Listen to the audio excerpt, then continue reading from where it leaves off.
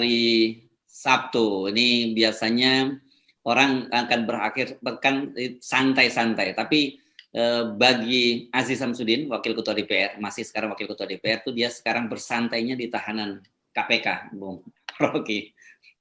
Ya, dia nggak berakhir pekan, dia berakhir jabatan. Karena langsung mau diganti sama Erlangga. Nah, ini menarik karena kita menduga tadinya akan ada drama-drama, meskipun tidak sedramatis Setia Novanto ya, setelah ditetapkan sebagai tersangka gitu, karena ada buron apa dan sebagainya. Ternyata ini KPK nggak mau buang waktu, langsung didatangi rumahnya Aziz Samsudin, kebetulan di rumah karena dia mengaku isoman, kemudian swab antigen, dan ternyata begitu dia negatif langsung disuruh ganti baju dan diangkut. Ini menurut saya dramatis sekali ini apa yang terjadi pada Aziz Samsudin ini. Dramatis juga sekaligus tragedi ini saya bilang. Dramatis, tragedis, dan politis. Pasti politis banget tuh. Iya. Karena kita tahu sejak beberapa bulan lalu kasus ini masuk dipanggil pertama, Golkar berusaha untuk belain tuh. Tapi mungkin dalam waktu 2-3 bulan nih Aziz kurang setoran. Sehingga Golkar merasa kurang ajar nih. Jadi publik merasa begitu kan. Karena biasanya Golkar itu di depan bikin backup dulu, pasang pagar betis. Sekarang pagarnya digunting sendiri oleh Golkar.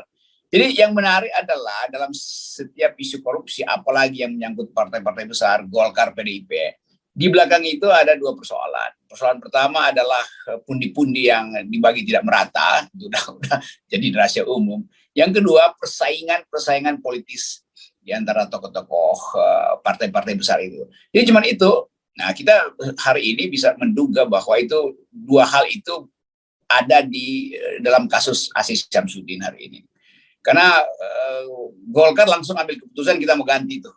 Jadi artinya ada yang mendorong memang penggantian itu karena tadi kurang setoran atau ada persaingan politik yang nggak bisa lagi didamaikan secara internal. Ya. Padahal Golkar terkenal mampu untuk melakukan konsolidasi internal supaya kasusnya nggak jadi kasus seleber, jadi kasus publik.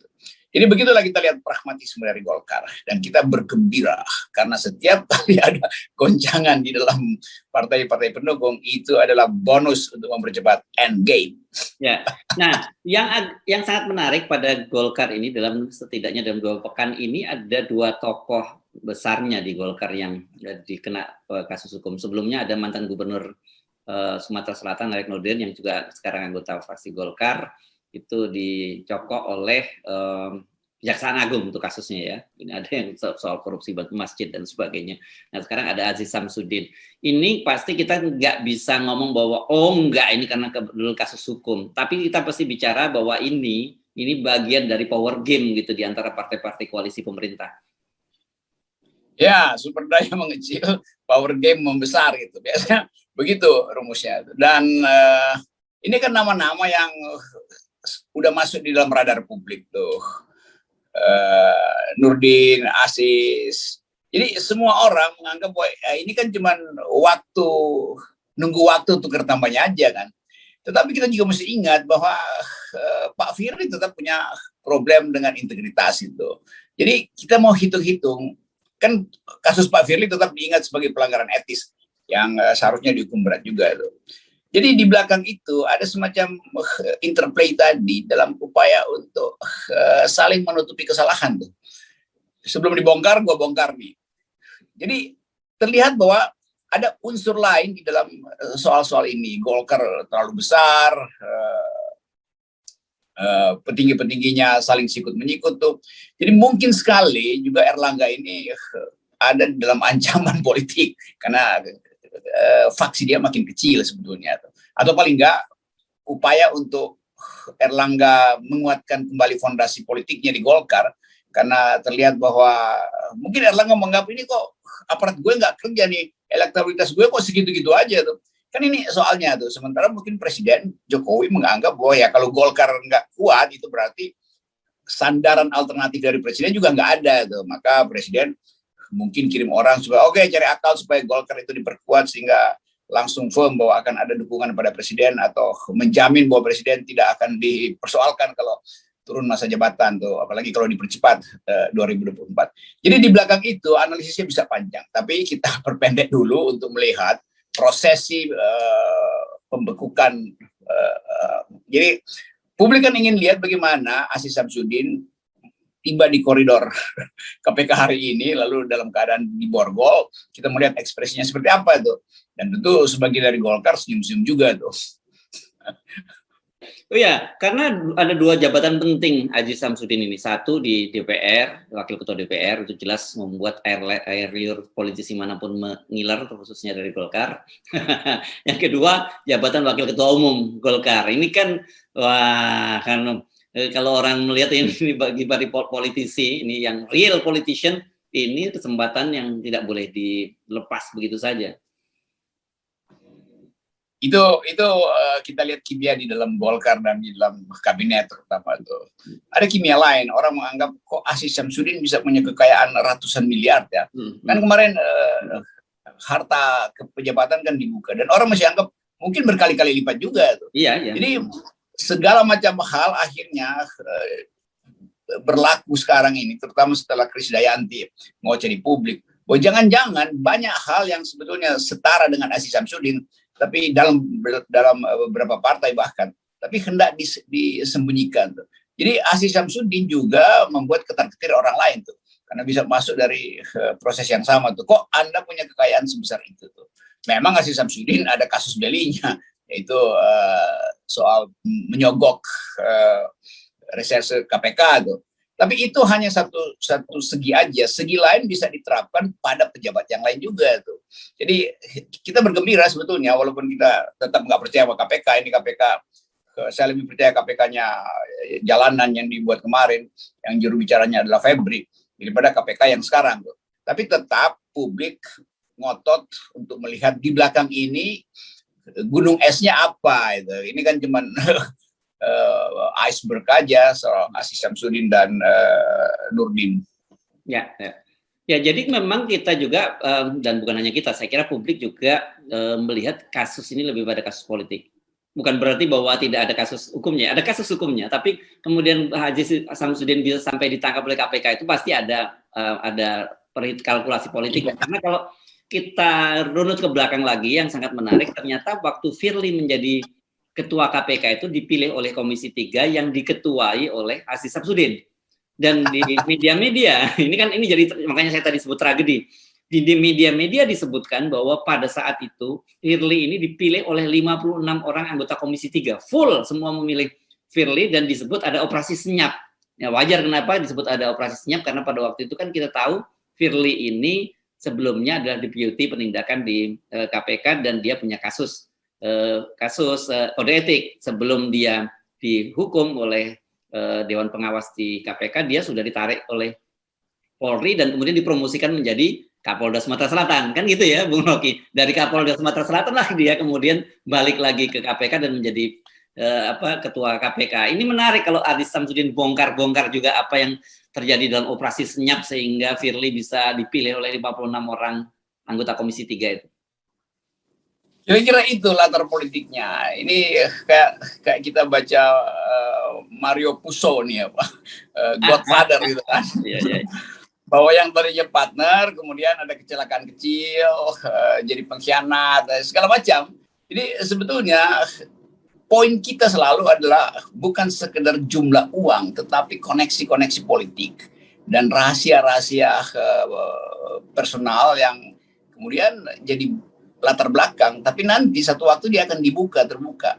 Jadi sebaiknya kita provokasi aja supaya seluruh kejahatan politik itu juga diperlihatkan tuh. Apa sih sebetulnya yang dimaksud dengan operasi senyap? Kenapa pada waktu itu publik opini seolah diabaikan oleh Aziz Syamsuddin dan sekarang berbalik bahwa Aziz Syamsuddin sebagai kingmaker, Firly itu dijerat juga. Dan itu agak jarang, Pak Firly sendiri yang mengumumkan tadi malam kan bahwa Aziz Syamsuddin udah ditangkap, udah diketahui posisinya itu. Jadi dengan sangat gembira Pak Firly menangkap orang yang pernah meloloskan dia di dalam fit and proper test. Ini juga tanda tanya besar tuh. Enak juga nih lihat versi Mario Puzo nih di dalam politik Indonesia. Saya membayangkan tadi malam itu ketika jumpa pers itu kan Aziz Samsudin seperti biasa pakai rompi tahanan, kemudian dia menghadap kepada tangannya di borgol, dia menghadap pada tembok, sementara di belakangnya Firly dengan wajah yang sumringah mengumumkan kepada publik. Saya cuma bisa berempati membayangkan apa yang dipikirkan oleh Aziz Samsudin itu. Dan saya kira menurut saya, kalau saya jadi Aziz Samsudin, bongkar aja lah itu soal operasi senyap yang disebut ketika Firly Bahuri terpilih menjadi ketua KPK ya. Memang itu, kan kita tinggal tunggu, kan Aziz Samsudin memberi sinyal bahwa dia bisa menunda tuh, bahkan dia bilang nanti bulan Oktober dia datang tuh, dan dengan gagah berani menganggap itu soal kecil tuh. Jadi kalau akhirnya kita lihat bahwa Firly nekat untuk membekuk langsung malam ini, tadi malam, itu artinya ada power game yang luar biasa berlangsung di belakang layar tuh. Dan tentu Aziz Samsudin juga sudah menghitung itu. Jadi paling enak kalau Aziz Samsudin lakukan semacam apa istilahnya itu apa kolaborator itu ada istilahnya tuh. Justice kolaborator. Justice kolaborator. Tapi itu memang udah terlambat karena Golkar udah memihak pada Firly itu. Jadi Golkar kan menganggap udah lo ambil deh si Aziz tuh. Karena gue juga lagi mau regrouping kekuatan politik di DPR dan di partai itu. Jadi Erlangga pasti berpikir begitu tuh. Nah Aziz agak telat gitu. Tapi nggak ada soal, demi keadilan dan integritas Aziz Samsudin juga mesti bersaksi apa sebetulnya yang terjadi dengan istilah-istilah operasi senyap itu tuh. Karena publik ingin tahu secara detail loh. Soal korupsi ini harus dibongkar sampai ke akar tunggangnya, bukan sekedar akar serabutnya yang dipotong-potong nih. Ini kan udah hampir pasti karir Aziz selesai di sini ya. Dan kalau saya lihat ini sebenarnya untuk ukuran politisi dia masih muda. Dia kelahiran tahun 70, jadi sekarang umurnya 51 tahun. Masih muda, masih panjang perjalanannya dan masih ada harapan-harapan lain gitu. Tapi dengan kasus ini dia berhenti. Jadi kita dorong ya tanggung lah daripada kepalang tanggung sekali basah sekali nyemplung saja. Ayo bongkar-bongkar gitu Aziz Samsudin kan. Dan yang lain yang masih muda juga bersiap-siap tuh karena banyak kasus yang sebetulnya publik tahu, KPK tahu, apalagi wartawan tahu tuh kasus-kasus kecil di daerah dulu yang berurusan dengan sogok menyogok, membacking itu semua bisa dibongkar ulang sebetulnya tuh. Sehingga satu waktu mungkin akan ada penjara khusus buat koruptor Golkar, penjara khusus buat koruptor PDIP. Kan bisa begitu kan, dibikin aja penjara khusus pakai nama partai aja tuh, supaya ada edukasi publik bahwa ini penjara khusus Golkar, ini penjara khusus PDIP. Kan itu dua partai besar yang anggotanya ada di situ semua tuh, dipimpin langsung oleh ketua-ketua DPR. Jadi nanti ada reuni koruptor Golkar, reuni koruptor PDIP. Itu biasa aja sebetulnya. Sekaligus kita pasangkan. Bahayanya nanti mereka bikin fraksi sendiri lagi, nanti ada ketua fraksi lagi di situ. Bagus juga. Kan bagus juga di situ, sehingga rapat fraksi di dalam penjara kita bisa tonton. Nanti dindingnya pakai dinding kaca tuh kan. Jadi kita nonton koruptor di situ. Jadi akuarium koruptor partai. Itu sebetulnya bagusnya begitu. Karena kita udah nggak mampu lagi untuk minta apa sanksi tertinggi itu buat koruptor. Udah diganti namanya pencuri, garong, segala macam tuh. Bukan gerung ya, garong. Apalagi istilah-istilah itu kan, maling segala macam. Jadi mari kita maksimalkan cara kita untuk menikmati kejahatan itu, yaitu dengan masukkan mereka di penjara yang transparan. Jadi mesti pakai dinding kaca supaya kita tahu apa kelakuan mereka di situ. Iya. Oke, Bung Rocky, ini sangat menarik, tapi tergantung sekali lagi kepada Aziz Samsudin. Ini dia mau buat menarik atau tidak menarik gitu. Apakah sebenarnya sekali lagi saya sampaikan bahwa ini kepalang tanggung lah, gak perlu ada deal-deal lagi gitu, misalnya hanya dihukum ringan dan sebagainya. Toh karir politik dia sudah berhenti, toh harta dia juga sudah cukup banyak gitu, artinya anak-anak istrinya aman lah ketika dia di dalam penjara. Jadi sekarang waktunya dia untuk membersihkan namanya gitu ya, Bung Rocky. Jangan hanya dia sendiri dong jadi korban. Kita tahu kok Bung Aziz bahwa bukan Anda sendiri yang main ini, jadi banyak lagi yang main. Ya, itu support saya juga pada Aziz supaya jadilah pembuka rahasia itu. Supaya semua orang mengerti bahwa Anda itu bagian dari jaringan, bukan Anda sendiri yang beroperasi. Jadi itu temanya tuh. Mantap. Oke. Kalau dia bersedia, FNN akan wawancara langsung tuh. Siap. Oke. Terima kasih, Bung Rocky. Oke.